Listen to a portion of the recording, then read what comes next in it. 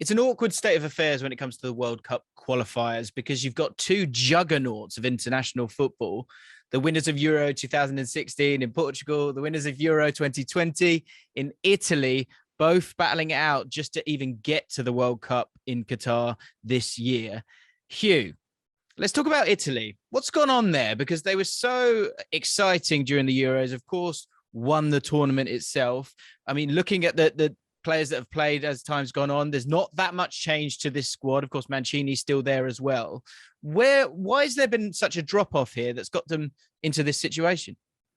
I have to say, with Italy and Portugal and a host of other teams in international football, there was a very slow start to the season. You might remember we were talking about some of the best clubs in Europe having really slow starts. And I think that was because some of the key players maybe been overworked in the last few years. I'm not sure, but whatever it was, I think even for Italy, they had a bit of a hangover after winning the Euros. And I think that has been the same at some other big nations. And we've seen some really crazy results towards the end of that qualifying period for a lot of different countries. And Italy are one of those that just fell foul. The form just dropped off at the right time for other teams in their group. And now they find themselves in the playoffs. So I think now they've settled into the season a little bit. Players are more in form. I definitely think it helps both them and Portugal that these playoffs are happening here, because I actually think they're in a much better place. Although Italy have only won one of their 5 games since the Euros. Their main issue for me, of course, is scoring goals. Roberto Mancini's been very clear about that. Ciro Immobile, who's always fantastic for his club, just doesn't have the same record when it comes to international football. They can't hang their hat on him. So they brought in Mario Balotelli. I mean, that was a shock, and he's not going to play now. Yeah, so it's just one of those where they were searching for something. They still don't have an answer in that area.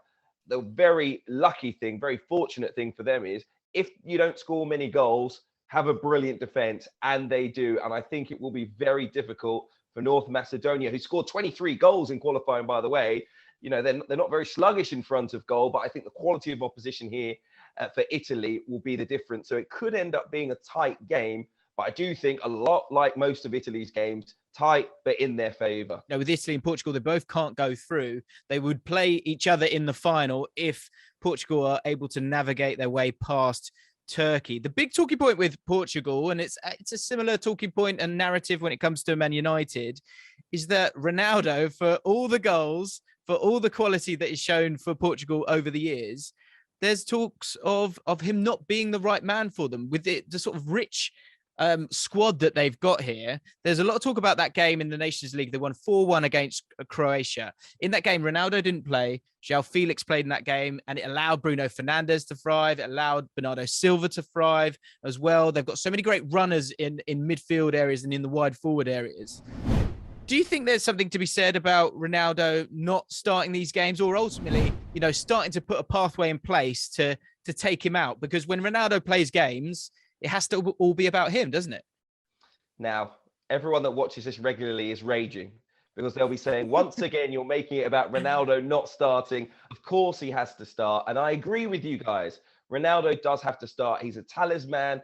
He's got that huge character. He's got that winning mentality, and he has been delivering for Manchester United. We know he's not the same player. And I think João Felix will be very important due to his mobility, his speed, his ability to press, which at the moment, there's a bit of a downtrend there for Cristiano Ronaldo. But as I say, in the key moments in a Portugal shirt, who else would you want other than him? And I do think he needs to be leading from the fore in this game. I don't, though, think that means that João Felix will be left out, because I've been so disappointed by Bruno Fernandes.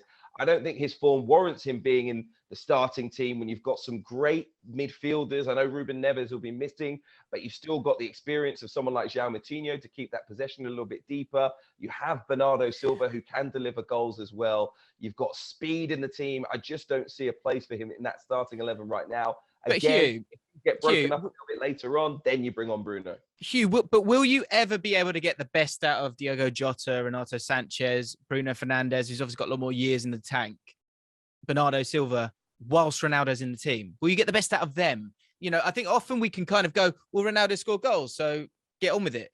I don't think it's as simple as that. I think there's so many components within this. And the bottom line is when Ronaldo plays, the concentration is around getting him the ball. And yes, he does score a lot of goals, but it can be to the detriment of the whole side.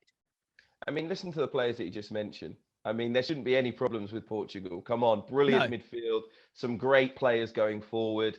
In international football, it's, there's a high quality squad there. In fact, the main question marks for Portugal should be defensively, where they have aging players as well. But the reality is, these guys should find a solution. Come on, there's so much talent there. They need a coach that finds talent, and maybe it's the coach who That's a good pays point. the price ultimately, rather than Cristiano Ronaldo, who I don't think will go on past the next World Cup anyway. I think those players maybe will Do feel you less of a not? You less of think a this is burden. it? Oh yeah, he wants to get to the World Cup, and that will be Wow. in an international shirt for him. Yeah, and look, he's been incredible. He's given international football just about everything. But I think after that World Cup, he'll be heading towards 39 years old, and if he wants to play even a couple more years in club football, it's going to be a stretch too far. Do you see them making their way through then against Turkey? I know Turkey have been sort of very hit and miss. If you look at that Netherlands game, heavily beaten in that game, again, with the quality that Portugal have got. I mean, it's strange that they're even in this situation, but again, surely they make it through. Yeah, listen, I think a bit like Italy we spoke about earlier on, when it got to the end of qualifying, delivering in key moments, I think there was a little bit of complacency, in particular the game against Serbia right at the end. They just needed a draw. They were beaten. Obviously, Alexander Mitrovic getting that huge moment for Serbia. Will that take anything out of the confidence of Portugal? This is what I mean. I think this international break is really well timed. They've had some time with their clubs, a little bit of a gap between those matches to take stock, have a look at themselves, get a little bit more form. A lot of them are thinking now about a great end to the season and some positivity with their clubs.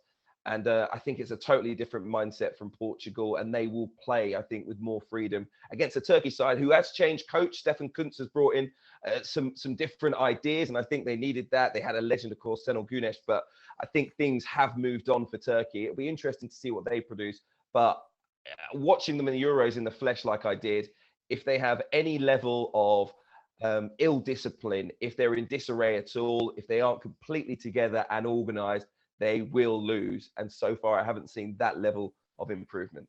And a very quick one. If Portugal make it through, Italy make it through, they can't both make it through to the World Cup finals. Who wins that?